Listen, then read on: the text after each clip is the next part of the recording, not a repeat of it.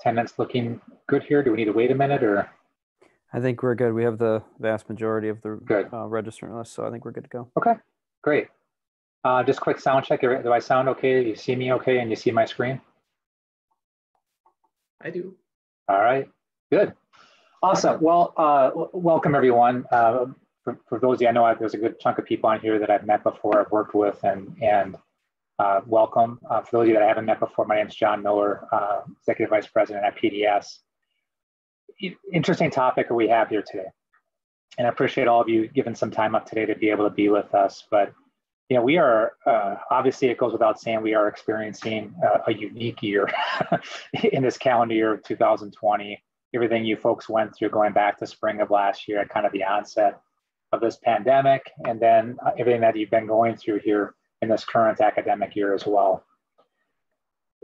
As we look ahead to next year, which may seem so premature, there are just some issues that we see that you need to be aware of today, that as you start getting into planning for next year, I think you're going to have to really operate quicker than normal, earlier in the cycle, to be able to make sure that you have the right technology in hand for next year. And I want to really walk through kind of what some of the challenges are that are in front of you for 21, 22, then ultimately what you can do about it. So this is really a public service announcement more than anything, to make sure that we're doing our part to help educate you on some of the things that we're seeing out there as it relates to technology related to learning.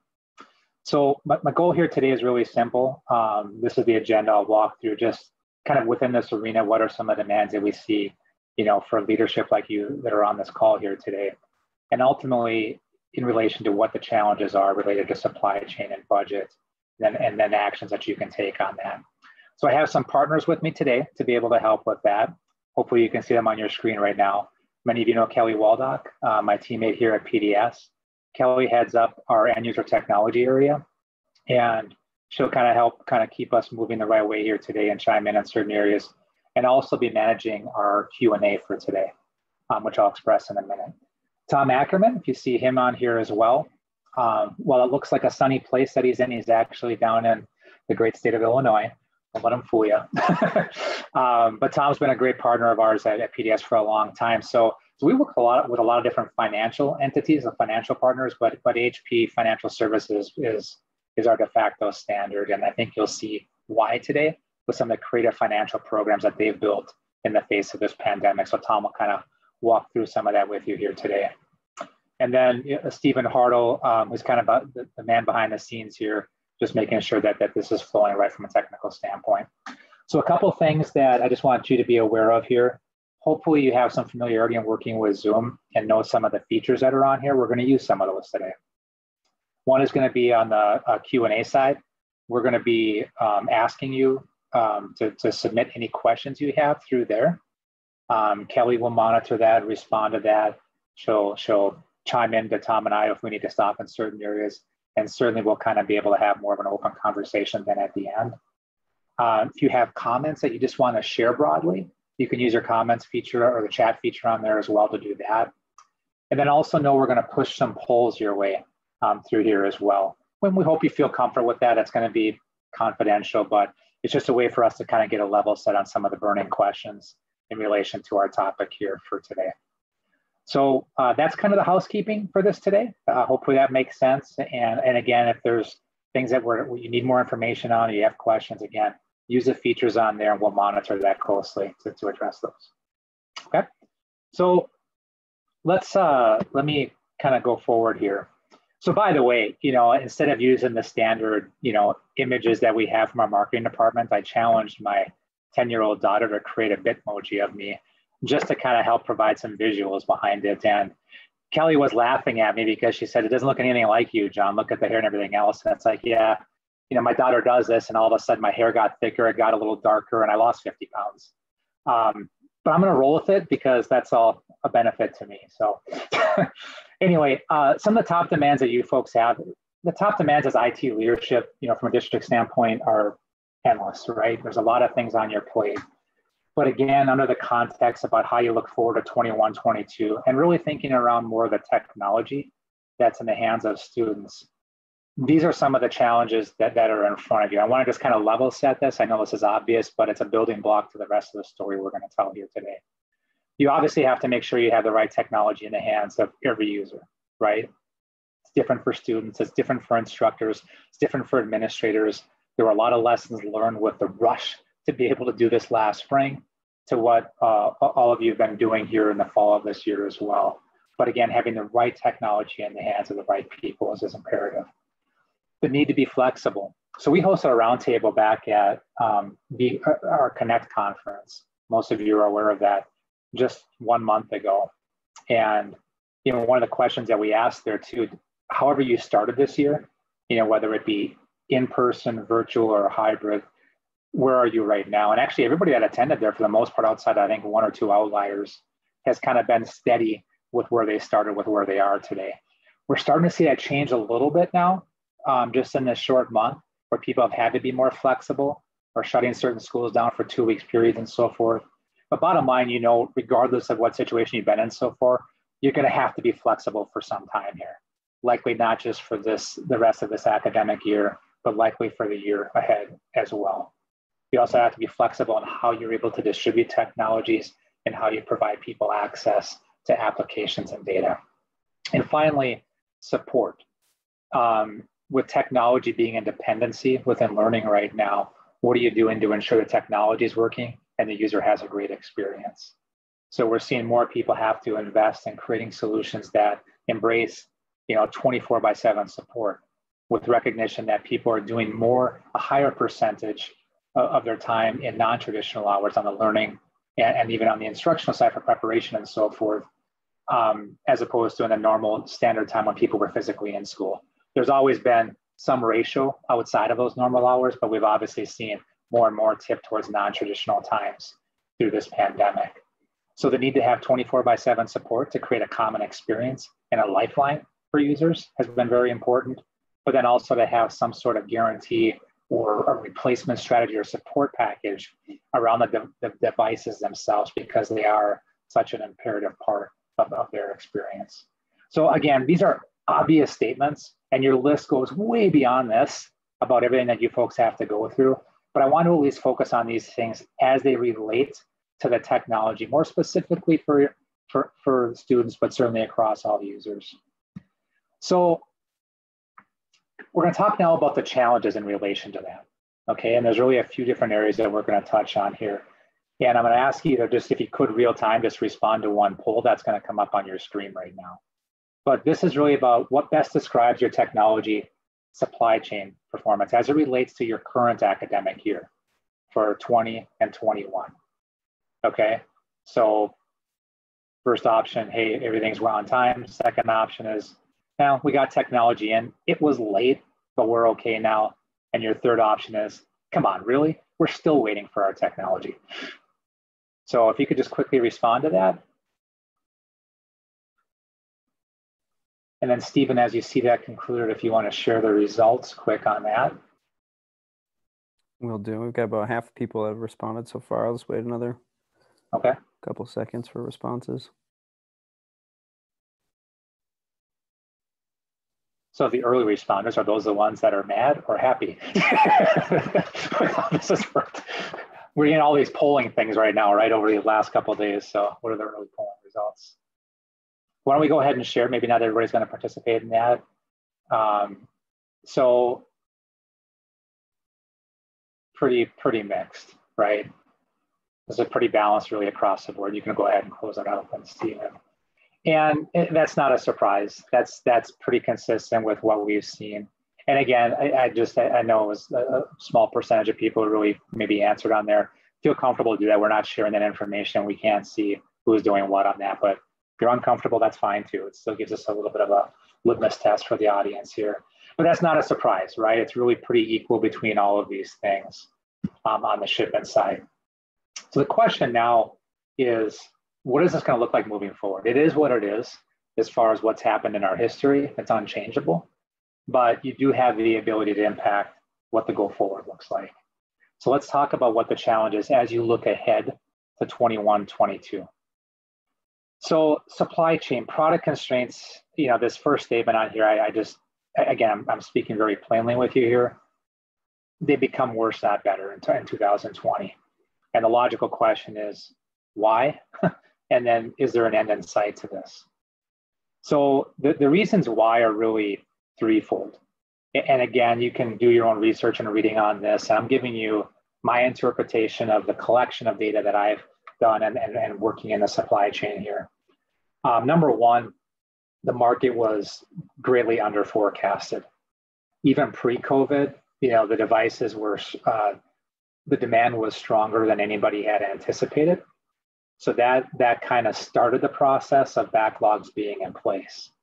But all of a sudden then, when you move to more purely people learning from home, the demand hit a stratosphere that nobody could have predicted.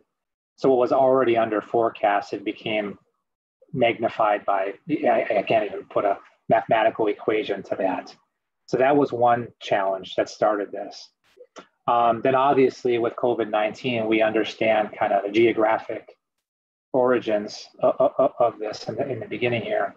And that has a direct impact to where so much of the technology, I'm speaking mostly to Chromebooks here, but certainly across the technology sector where they're manufactured, if not wholly, certainly necessary components that are part of putting this technology together. That's not a Lenovo thing, it's not an HP thing, it's not a Dell thing, it's an everybody thing. Everybody is impacted by that. And I can tell you that as somebody who sincerely works, in the industry, not just for one manufacturer. So it's an issue across the board there. But when all of a sudden those manufacturing plants were shut down, when they had those lockdown periods, the domino effect, happened from there. And then back in June of this year, we saw sanctions come down on China as well. So this is the part that not everybody's as aware of, but there were some unethical business practices, candidly, involving even child labor, that created some sanctions and some additional shutdowns, and even decisions that all your main tier one manufacturers had to decide, how do we circumvent that? Because we don't want our association to that, anybody related to that. So, you talk about a perfect or imperfect storm, depending on how you want to categorize that. It's just everything that could have went wrong with product constraints did. And repairing that is not an easy thing. And I'm not here to give you any illusion that if we do A, B, and C, supply chain's fixed. It's not realistic. Now everybody's doing things around this. HP is doing things around this to make that an improvement, but this does take time. And our expectation, our best visibility for you right now is that if you were to place an order today, 4 to 6 months is probably the most realistic range that we could give you today for Chromebooks. And I would encourage you to plan around the higher end of that just to be safe. Because again, we've seen constraints get more challenging versus improved here. Again, it's not a fault of anybody. It's a situation we're in across the globe. But I would really be thinking about that 6-month time period. Could it get worse? It could. I don't expect that. I would at least say plan on that 6 months right now as a time frame. And if you subscribe to that, then that kind of sets up some things about what you need to do and when things need to start, right? And we'll get into that here in a little bit. Now, it's not just Chromebooks, right? Because so many components have been done on there with the same, even some of the components that go into a Chromebook go into other Microsoft devices and so forth. But we're seeing other technology right now, cameras, cases, accessories. I'm telling you, this changes every single week. And in fact, Kelly, you were just, if I can put you on the spot here too, you were just this week saying some other changes even happening on the monitor side that have just developed as well. You want to even share that? Sure, yes, hello. So over the past 2 weeks, monitors are now, well, we're hearing a variety of information across manufacturers, but currently constrained through January. But then I also heard now December to March. So again, for the foreseeable future, 4 or 5 months potential constraints depending. And now we are seeing a lot of orders come in for people trying to get out ahead of this. So the impact could get extended. We just don't know as people are scrambling to get monitors. Yeah, so subject to change, right? So we're going to continue to see some challenges here. And again, that's our, again, we want to put the cards on the table and be honest with you about all of this. It's not it's a challenge, and let's work through this together. So let's start with the facts, and that's some of the facts that we're dealing with. So move on to budget right now, okay? So we're going to talk about supply chain budget, and then kind of what your learning looks like for next year. And then we'll get into how we resolve some of this. So next poll question, if you could put this up, Stephen, what best describes your budget position for 21-22? And you know, the four on here, really the first one, yep, I'm aware of these challenges. I've already had the conversation with finance, and we're prepared to take action early and even order this year. Second is, yep, had the conversation with finance, but we're still hands in the air, not sure how we're going to address this, but at least they know the facts. Third, yep, we talked, but nope, there's no willingness to think differently. We're going to stick to how we've done things before. And the fourth option is we haven't had the talk yet. Not that talk, but a talk around on the budget. So Stephen, as you feel comfortable, if you want to share some results, I know not everybody is participating on that, and that's fine. So just when you see a good representation, go ahead and show that.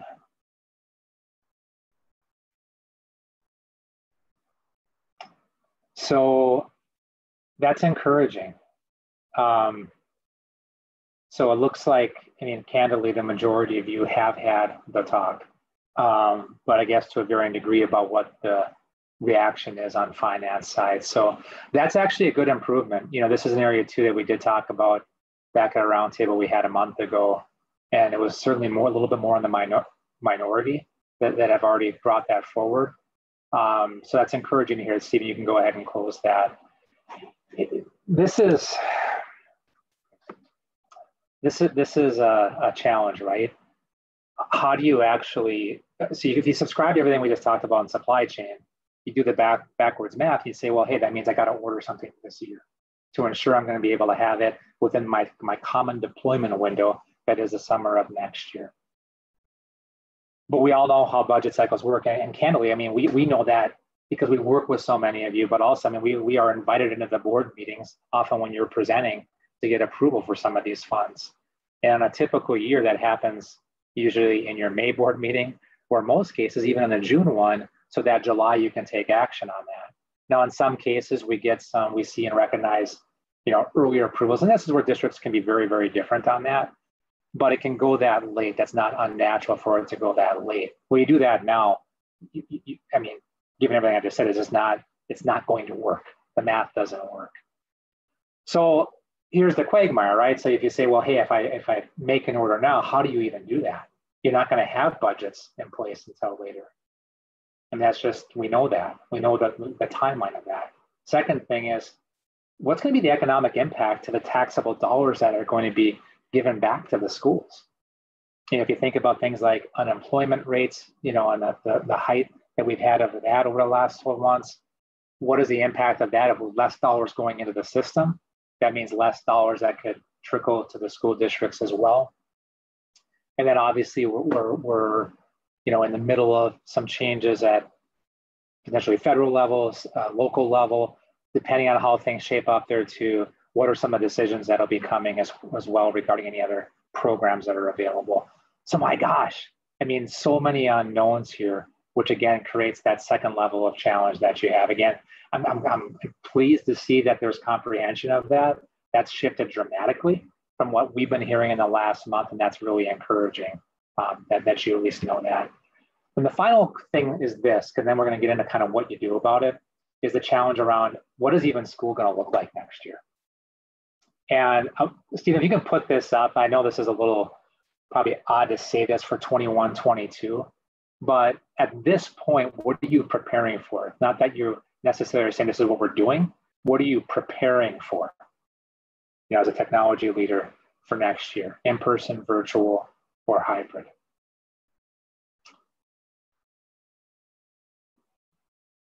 Maybe a little harder to answer that one compared to the others. But Stephen, let's see what at least responses we have on that.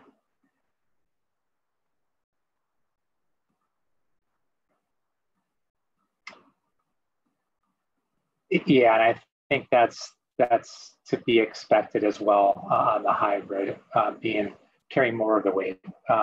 We don't expect anything to be 100% one way or the other, and certainly every district and your geography can have some different positions on these things, and we're not here to claim one right or wrong on that. I think we all agree, no matter what you're planning for, there's a necessity here to make sure that you have some flexibility within that. So this was a little bit of a question that it didn't matter what the answers were. We know at the end of the day, what you have to be able to do is build flexibility in this program. Stephen, you can go ahead and close that, and then we'll just move on before we get into kind of how we approach this. So again, we don't know the impact of government changes. What is the impact, and what is the timeline for a vaccine? When will it be widely distributed? Things like, school board meetings are usually boring, right? They're not boring anymore.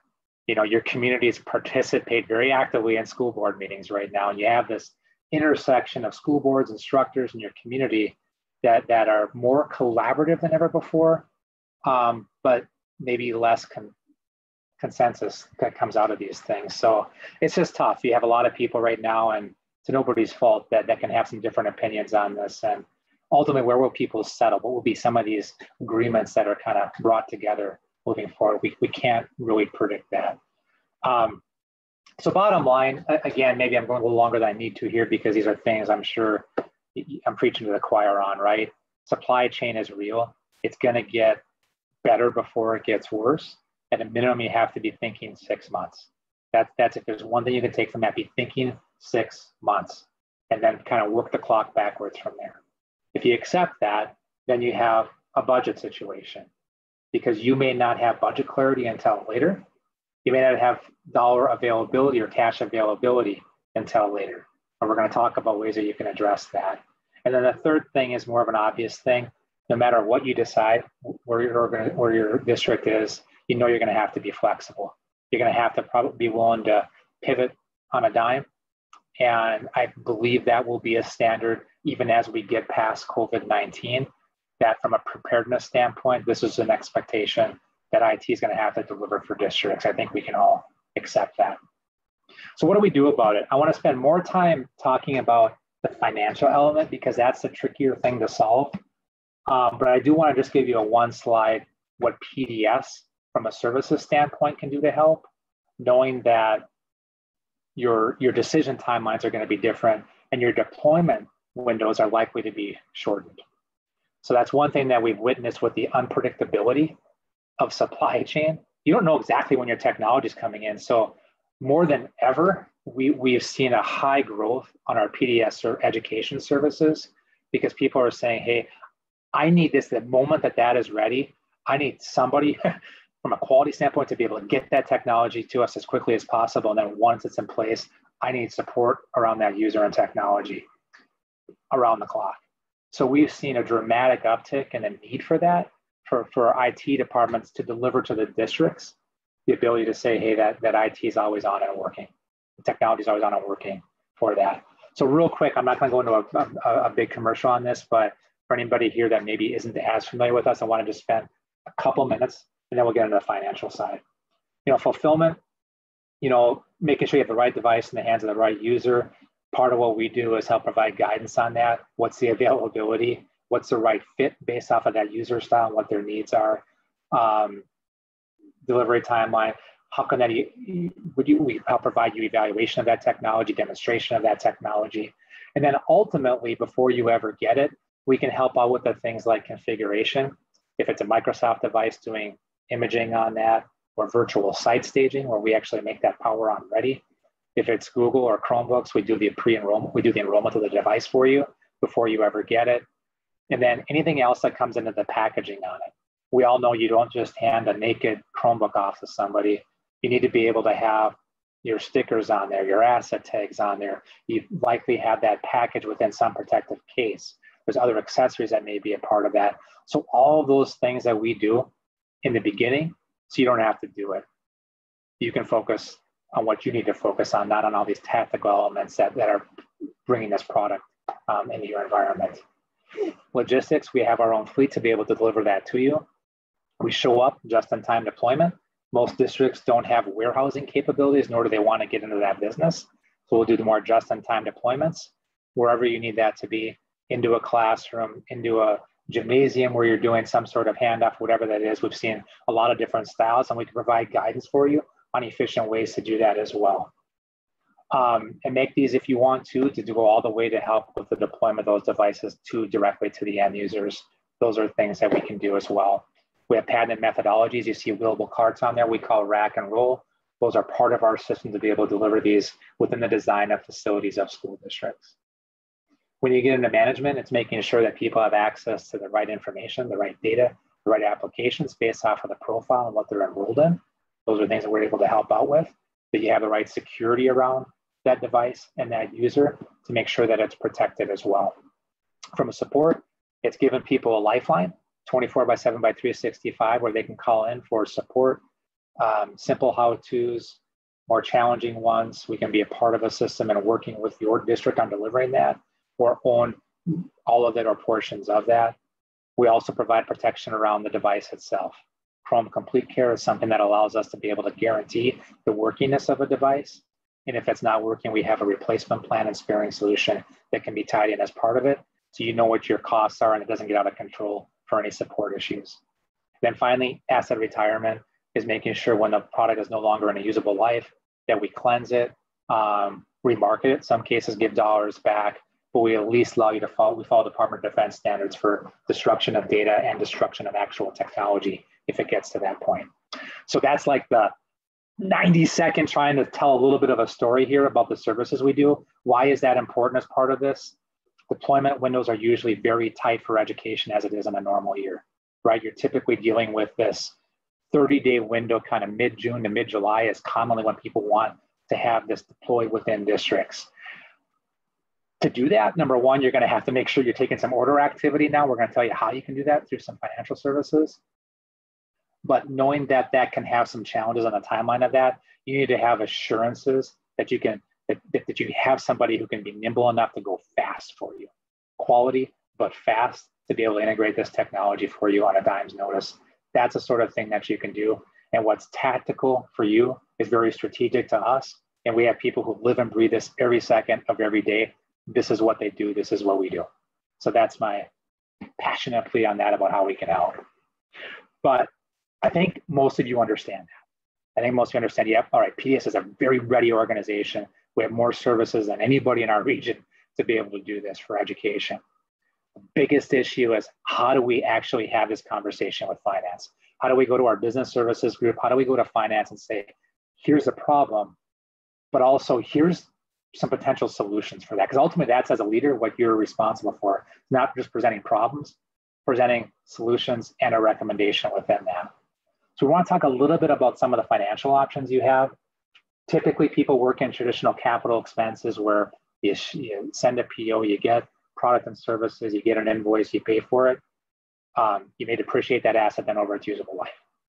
Or you do a lease, same characteristics, except you're going to actually spread that payment over the usable life of that product.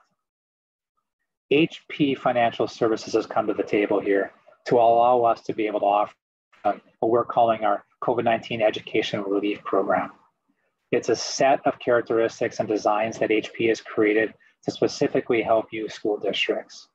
And Tom will walk us through some options. The first one's going to be of most interest with the deferred payment until July 21. But I'd ask you all to keep an open mind to the other options here too, because again, your CFOs will say, what are my options, not what is my option. They're going to want to know what are the different options you have, and then you can make a recommendation off of that. So it's good for you to have a series of these things to bring to the table. And with that, Tom, I'm going to ask you to take it from here. Thank you, John. So my name's Tom Ackerman. I'm with HP Financial Services, and I'm the financial area manager here representing our public sector practice here in the Midwest. So I spend a great deal of my time working with K-12 higher ed and helping clients develop their IT investment strategy. In particular, you know, a lot of folks a year ago may have been thinking, yeah, at some point we'll get to one-to-one, but now the new normal and reality is kind of forcing, you know, allowing folks to be virtual, having devices in people's hands. And so today I wanted to share some things that, you know, we're engaging with our clients ideas that may be of value to each of you as you look at, the challenges that each of you have in your district. And there's a variety of different, options and tools depending upon the need, the requirements, and whatnot. And so, John touched on a couple things about the challenges of, initially ordering early, right? And so, what happens if, and hopefully, product isn't logjam for 6 months, but it comes in, you order now, and it comes in the, in the spring, and yet, we're sitting on it, and, PDS would be looking for it, or your suppliers are going to be looking for payment.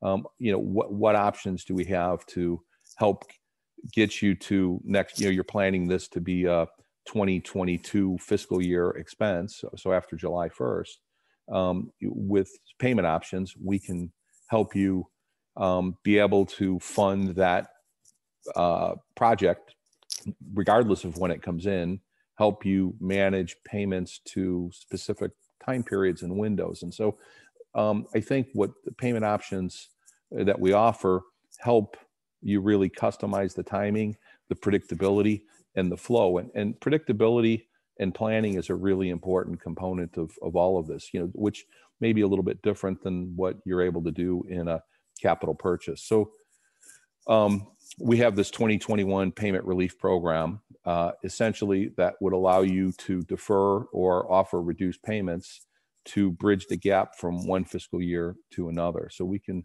defer up to 6 months the timing of the payment. So if even equipment magically showed up January 1st and, PDS was going to deploy it for you, and they'd be obviously looking for payment, we could still help you with that payment option to bridge you to the next fiscal year.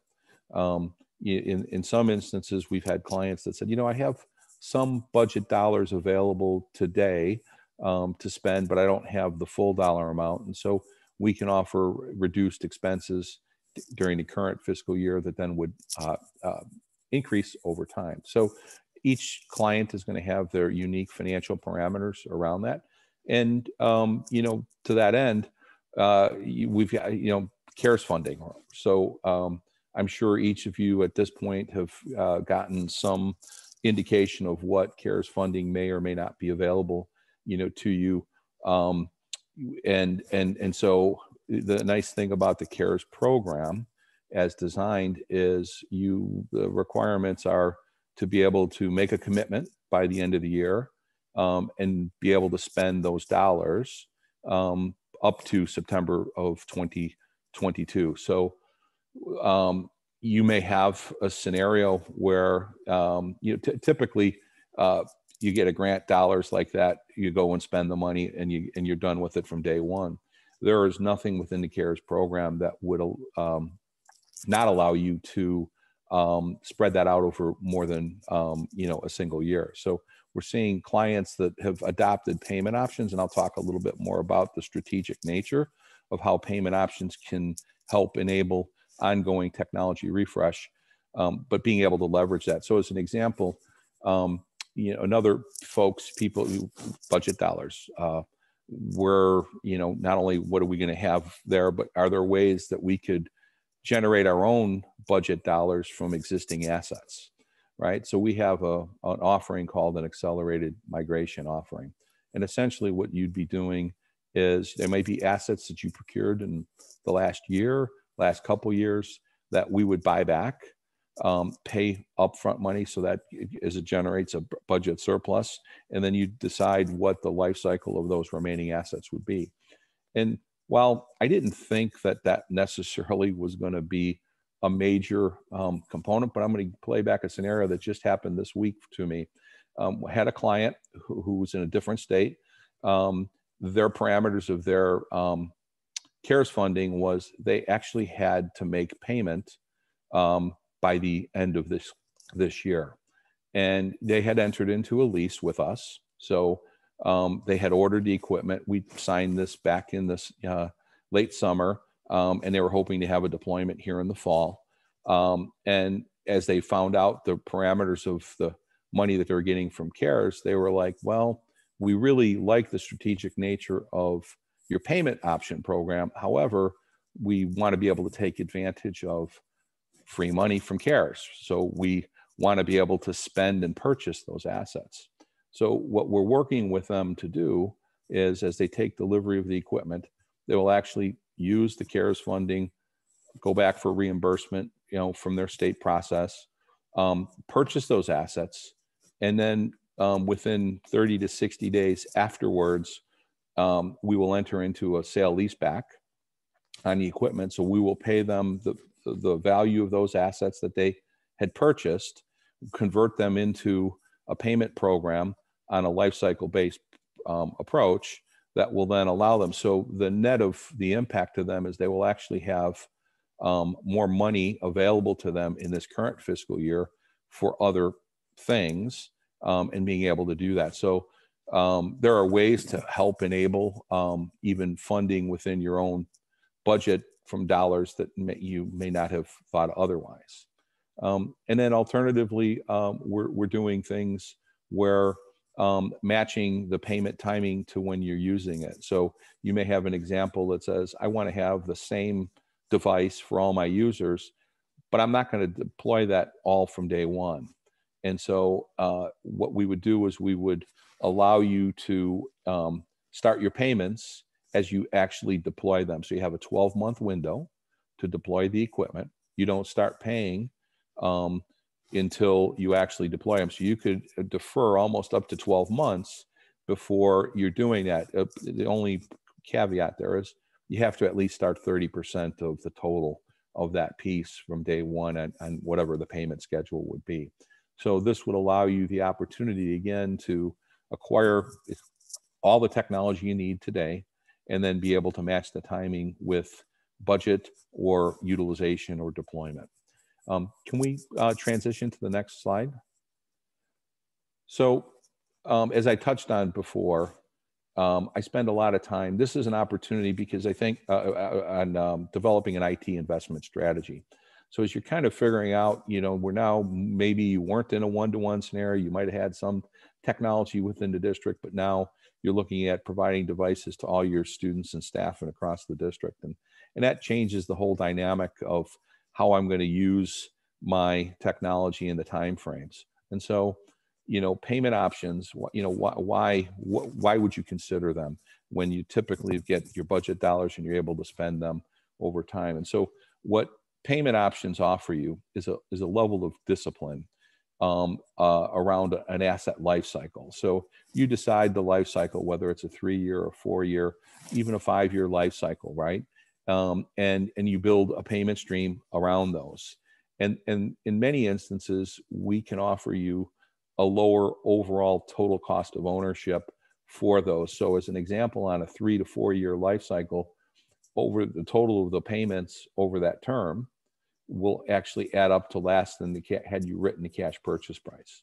Equally as important, it provides you with this discipline of a timeline. You include all your support costs and all those things. So from managing a one-to-one, you're now having a predictable budget that you're annually spending for these devices, right? So finance, the board, you can kind of plan that says, okay, I have a dashboard now of visibility, what it's costing me annually to provide technology and whatnot. And as you build your business model to be able to support those payments, it's much easier when you get to the end of the life not to have a board member or the superintendent say, I think we need to, see if we can get an extra year out of these. Not that you can't do that, but if we're able to come back with a replacement strategy that allows you to replace those devices, all new warranted new devices for the same or comparable cost as what you've been paying over the last several years, it's a much easier timeline to be able to do this. Equally as important is, when you get to end of life, is what do I do with those devices? I know, John touched on some of their offerings and solutions, and certainly that's an outlet to it. But what's nice about this is you have a predetermined end of life, so you don't have to say, all right, do I need to leverage PDS or what other things do I need to do with this? It's a very simple piece where you're returning it. The other component is at the end of the payment term, you actually have options. So it's not like you're forced, you have to return them. You could keep them if it turns out that those devices are, have extra life to them. But what you're really doing is enabling a long-term sustainable financial framework built around asset life cycles. And that's what kind of the payment options do. And you are able to include the total cost of the solutions. So to the degree that you have support, deployment costs, other services, warranty and whatnot, able to embed that all in, into your annual budget, helping with that predictable cost. And it gives you more flexibility. So essentially, for the same dollars in an annual budget year, you can acquire up to 3 to 4 times more capacity from day one than had you gone on a capital purchase model. And what's nice about this is when I'm talking about this program, of course, we love when you purchase HP products, but this approach, we're able to support regardless of supplier, regardless of manufacturer, this entire, type of a structure for you. And there may be scenarios where one type of a lease is better for you than another. As an example, we have different product offerings. The fair market value lease, which is a lease, it's almost like a rental where HP Financial Services owns the equipment, and at the end of the term, you have those options. Alternatively, excuse me, we have installment payment programs where at the end of the time period, you're able to own the equipment and there's no additional costs. And there's a little variation of that structure called our tech refresh lease, which offers, again, the capability like the fair market value. It's an installment purchase, but offers you the flexibility to refresh. And that offers you actually lower budget payments during the time period, to kind of lower your overall total cost. The other piece of this in particular, John, he touched on about the budget planning and cycle. And so this provision in all of our public sector contracts, we have a provision called the non-appropriations provision. And essentially what that says is the district, when you move into the next fiscal year, can non-appropriate for those devices if they don't have funding to be able to do that for that specific use.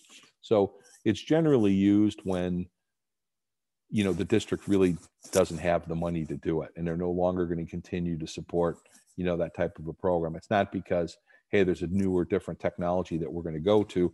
It's, hey, we're no longer providing funding for that. However, this addresses concerns over commitments to beyond a current fiscal year, right? And, different than many folks have done historically is your capital purchase, you have your budget, you spend it. Now in a payment program, you're spreading that cost out over multiple years. This helps address any concerns over what happens if we don't have the funding.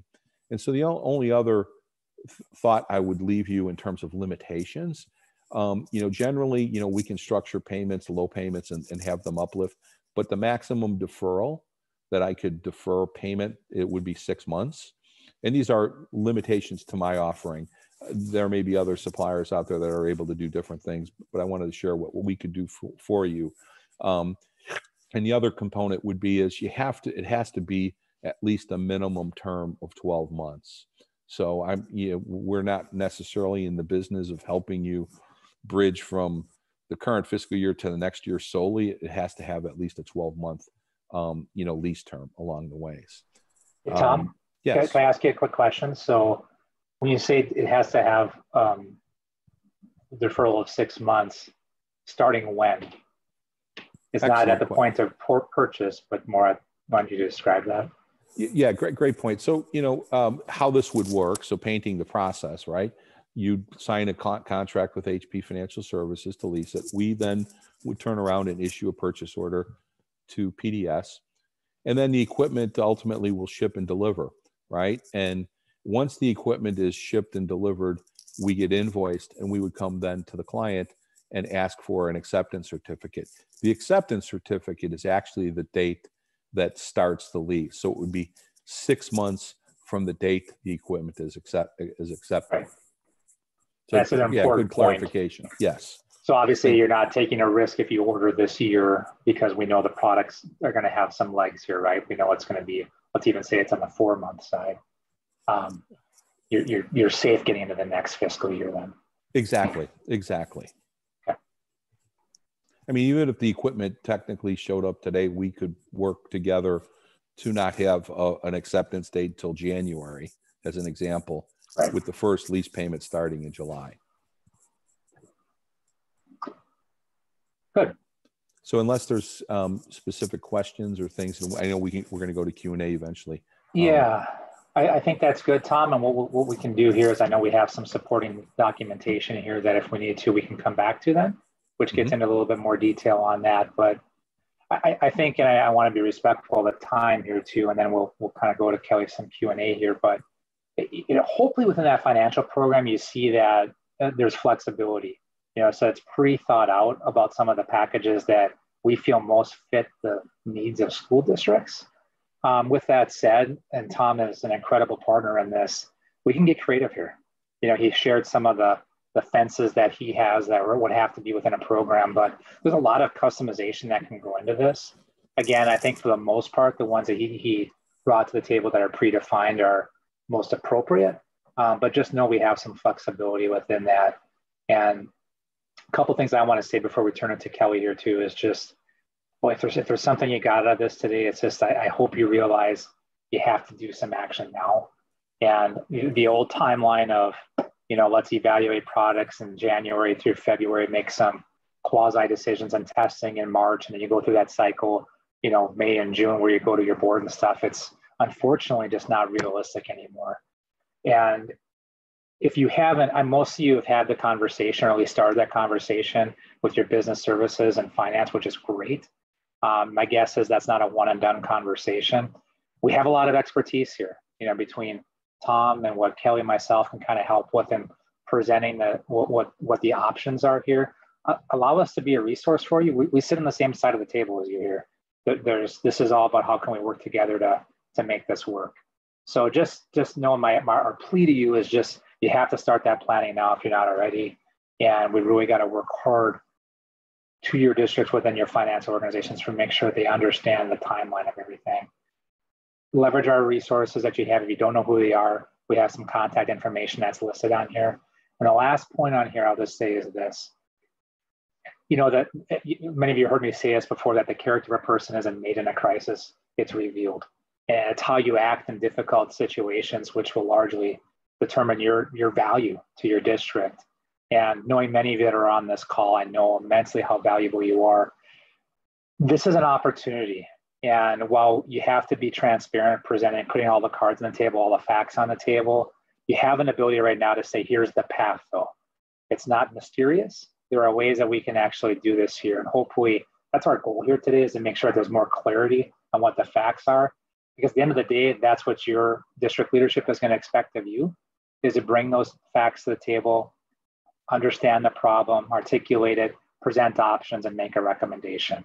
And hopefully today kind of planted some seeds there on how to be able to do that.